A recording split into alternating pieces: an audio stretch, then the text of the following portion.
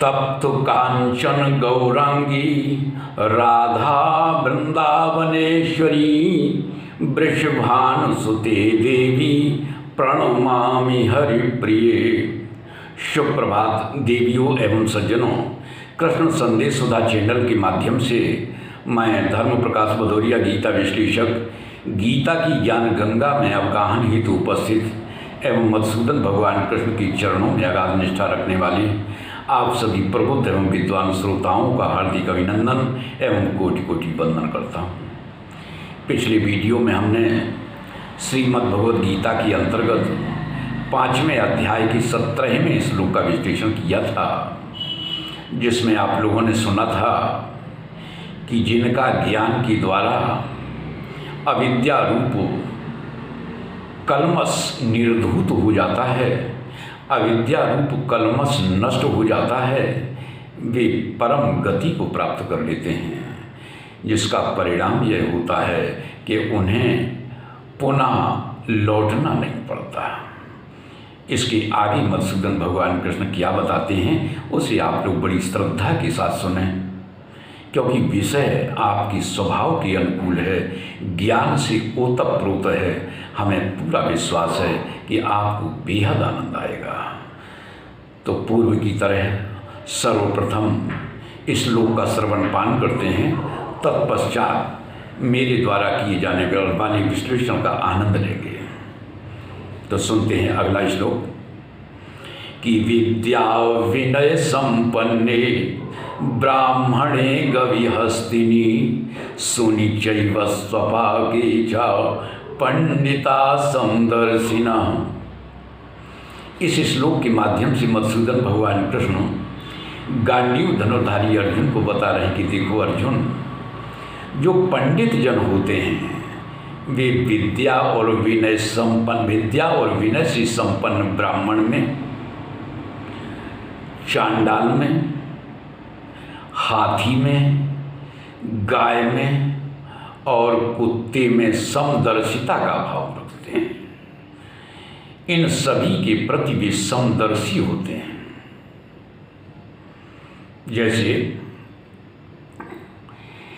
ब्राह्मण को समाज में सबसे श्रेष्ठ माना गया है, ब्राह्मण समाज में श्रेष्ठ माना गया है, और कहीं सौभाग्य से वह विद्या और विनय से संपन्न हो तब तो समझो सोने में सुहागा, तब तो वह समाज में सर्वश्रेष्ठ हो जाता है। और यदि कोई ब्राह्मण विद्यावान ना हो तब वह कनिष्ठ हो जाएगा, वह छोटा हो जाएगा। और यदि उसमें विनीत भाव भी ना हो, उसमें विनय ना हो, तब तो अत्यंत कनिष्ठ हो जाएगा। देखो, विद्या और विनय ब्राह्मण की वह संपदा है जो उसे समाज में सर्वश्रेष्ठ बनाती है। कितना अच्छा लगता है जब कोई गर्व के साथ कहता है कि वह कोई साधारण ब्राह्मण नहीं है, वह विद्या और विनय से संपन्न है। तो यह सुनकर स्वाभाविक ही श्रद्धा के साथ मस्तक उसके चरणों में झुक जाता है। यहाँ पर एक बात और हम स्पष्ट किए देते हैं कि साधना की पूर्वावस्था में, साधना की प्रारंभिक अवस्था में दर्शन और वर्तन में भेद रहना स्वाभाविक है। और विषमता होने के कारण उनके प्रति जो व्यवहार होगा वह भी अलग अलग तरह का होगा। जैसे ब्राह्मण समाज में पूजनीय होता है,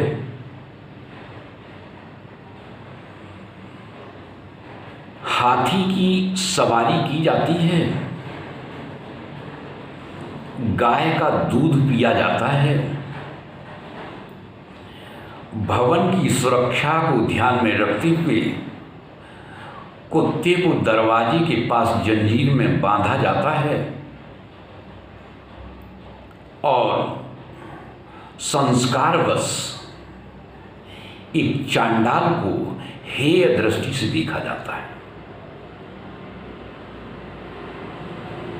ब्राह्मण पूजनीय हो सकता है, लेकिन चांडाल कदापि नहीं। हाथी की सवारी की जा सकती है, हाथी की सवारी की जाती है, किंतु कुत्ते की सवारी कदापि नहीं। गाय का दूध पिया जा सकता है, कुतिया का कदापि नहीं। इसलिए कहने का अभिप्राय यह है कि साधना की प्रारंभिक अवस्था में विषमता रहना स्वाभाविक है। विषमता के साथ साथ उनके प्रति जो व्यवहार किया जाता है वह भी अलग तरह का होगा। मधुसूदन भगवान कृष्ण क्या कहते हैं कि पंडिता समदर्शिना।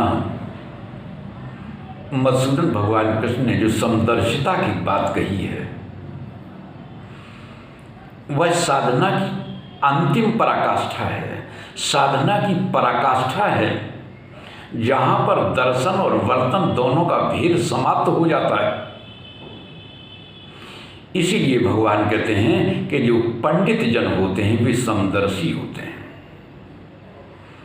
यहाँ पर एक बात और हम स्पष्ट किए देते हैं कि पंडित शब्द कोई जाति सूचक नहीं है। पंडित का अर्थ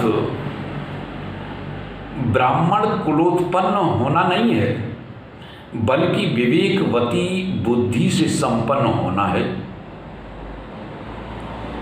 हालांकि पंडित शब्द की परिभाषा कई तरह से लोगों ने की है।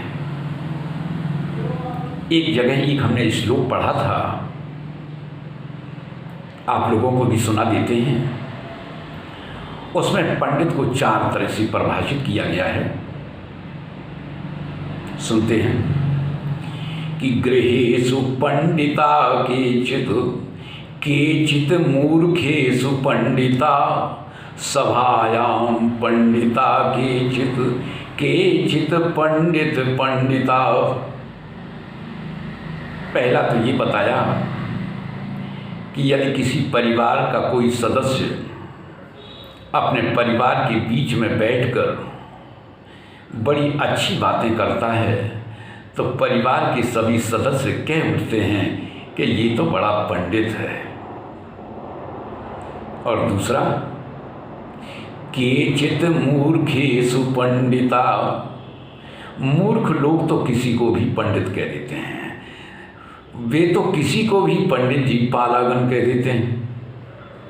और तीसरा, सभायां पंडिता केचित्। सभा के मध्य यदि कोई अच्छा व्याख्यान दे देता है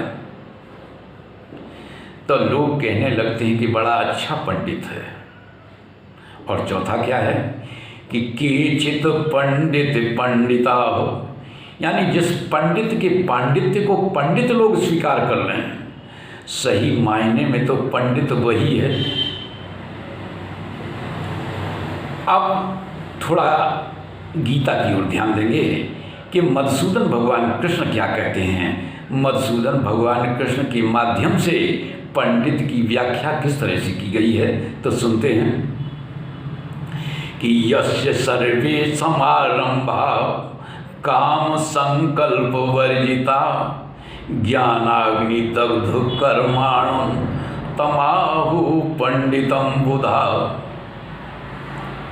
मधुसूदन भगवान कृष्ण बताते हैं कि जिसके समस्त कार्य संकल्प और कामना के अभाव में सफलतापूर्वक संपादित होते हैं, स्वाभाविक रूप से संपादित होते हैं।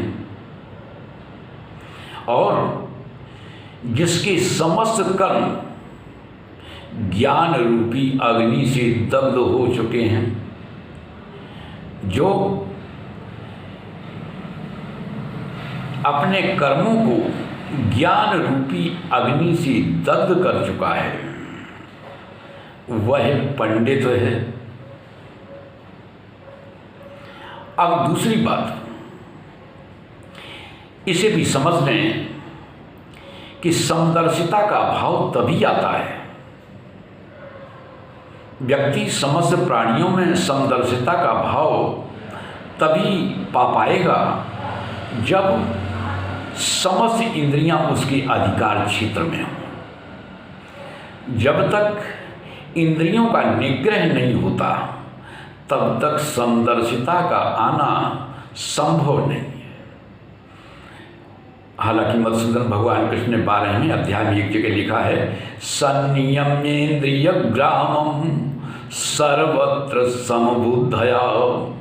इंद्रिय समूह जिसका नियंत्रण में है, समस्त इंद्रियां जिसके अधिकार क्षेत्र में हैं, वह समबुद्धि वाला हो जाता है। सर्वत्र समता का भाव वह रखता है, यानी समस्त प्राणियों में वह समदर्शी हो जाता है। तो आज की वीडियो में बस इतना ही। आज की ज्ञान चर्चा में यदि सचमुच आप लोगों को आनंद की अनुभूति हुई हो, आपको आनंद आया हो, तो हम आप सभी से अपेक्षा रखते हैं कि वीडियो को ज़्यादा से ज़्यादा लाइक करें, शेयर करें, अपनी आख्या दें, और यदि आप नए हैं तो चैनल को सब्सक्राइब अवश्य करें, ताकि भविष्य में जो भी वीडियोस हमारे माध्यम से बनाए जाएं, वे सभी समय पर स्वाभाविक रूप से आपको उपलब्ध होते रहें। जय श्री कृष्ण।